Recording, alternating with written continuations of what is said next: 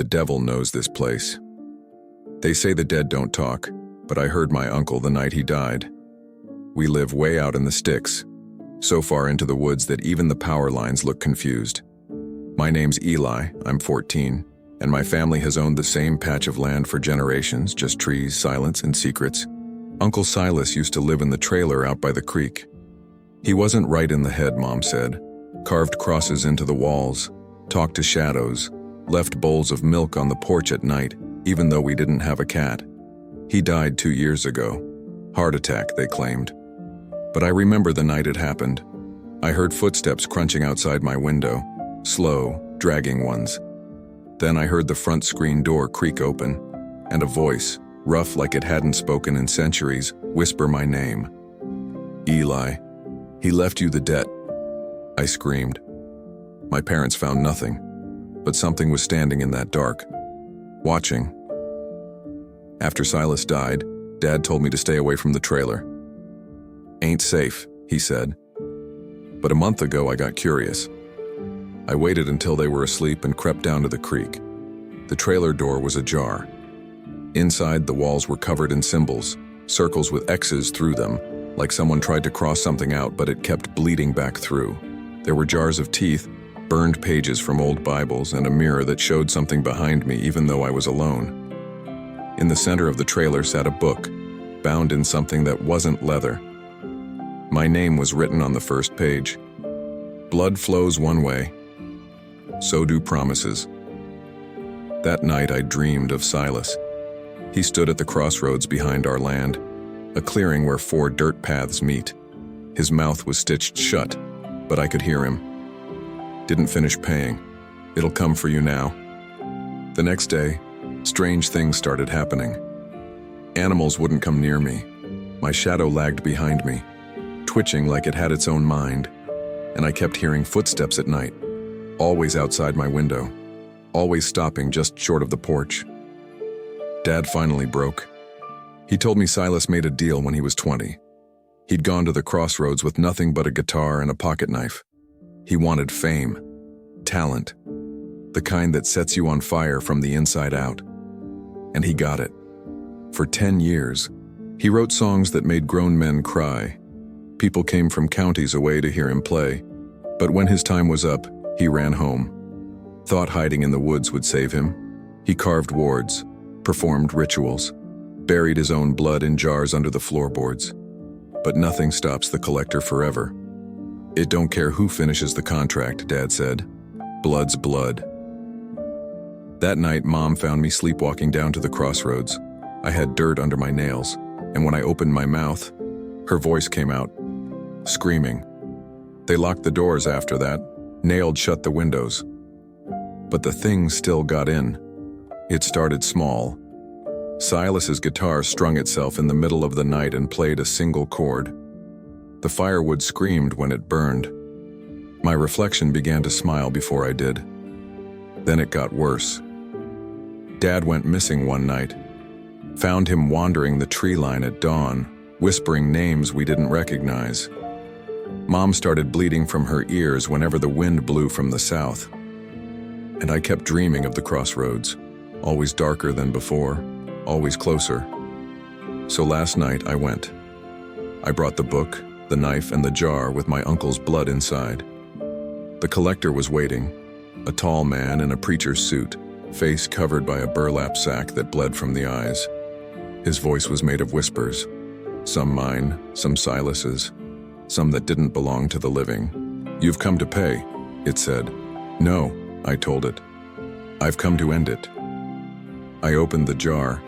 I spoke the words written in Silas's book, not a summoning but a binding. Blood to blood. The deal ends when the line breaks. I stabbed the knife into my palm and let my blood mix with Silas's on the earth. The ground screamed. The collector howled. And then, everything went still. I woke up in my bed. The sun was rising. Birds were singing again. And for the first time in weeks, the trailer by the creek was gone, like it had never been there at all. But there was a mark on my hand, an X burned into my skin, a reminder. Because even if you break the deal, The devil still knows your name and he don't forget the way home. They say the devil don't come with horns. Sometimes he just wears a smile and offers you exactly what you're desperate for.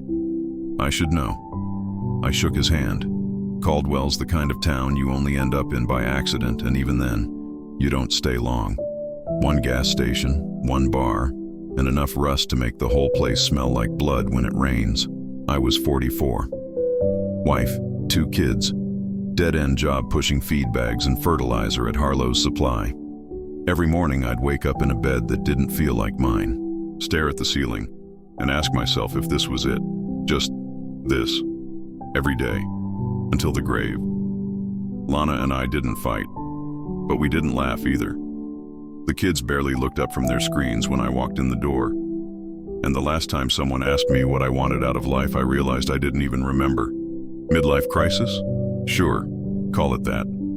But it felt like drowning in slow motion. There's an old story folks whisper around here, mostly after too many shots down at Murphy's, about a crossroads out past the pine scrub. You go there at midnight, bury something that matters to you, something real. And if you wait, someone will come. I never put much stock in backwoods folklore. But that night, after another joyless dinner and the sound of my son calling me bro, like I was some stranger at school pickup, I snapped. I took off my wedding ring, just held it there in my palm for a long while. The gold was dull, scratched, like me, worn out, but still pretending to shine. I drove 12 miles down County Road 9, past the place where the trees grow too close together and the birds stop singing, parked, walked into the dark. No flashlight, just the sound of gravel and my own breath. I found it, the crossroads. 2 dirt paths crossing like an X carved into the earth by something ancient and bored. I knelt, dug a hole with my bare hands, and buried the ring. Then I whispered, "I want more." The wind died. I looked up and there he was. A man in a black suit, clean-cut, skin smooth like wax, eyes like something pulled from a dream you can't quite remember. He smiled like he'd been expecting me. "Middle age hits hard," he said. "You wake up one day and realize your dreams packed their bags and left without saying goodbye. So, Mark, what is it you want?" "How do you know my name?" I asked. My voice sounded far away. He didn't answer, just kept smiling. Patient, I didn't think. I just spoke. "I want to feel like I matter again. Not famous, not rich, just seen. Like I mean something." He nodded like a man who's heard the same request 1,000 times. "I can give you that. 10 years. 10 years where the world looks at you and finally sees you. After that, I collect." Collect what? But I knew. We both did. I shook his hand. It was warm. The change was fast, too fast. The very next day, Harlow's son broke his leg and couldn't manage the store anymore. They gave me the job. I was good at it, like weirdly good. Everything I touched turned to success. People started nodding when I passed them on the street. Customers asked for me by name. Lana smiled more. The kids laughed at my jokes again. By year 3, I had a new truck, a second store, people inviting me to speak at town events. Folks said I'd turned my life around. By year 6, even I started to believe it. But the dreams started in year 9. I'd find myself back at the crossroads, frozen.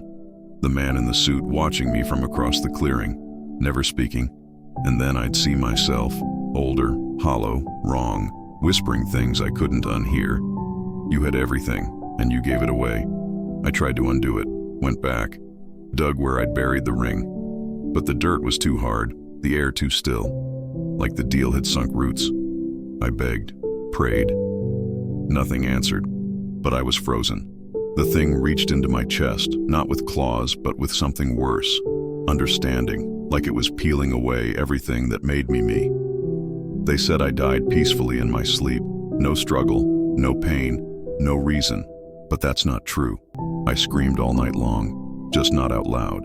Sometimes on windless nights, people say you can hear someone crying near the crossroads, whispering the same word over and over, "Please."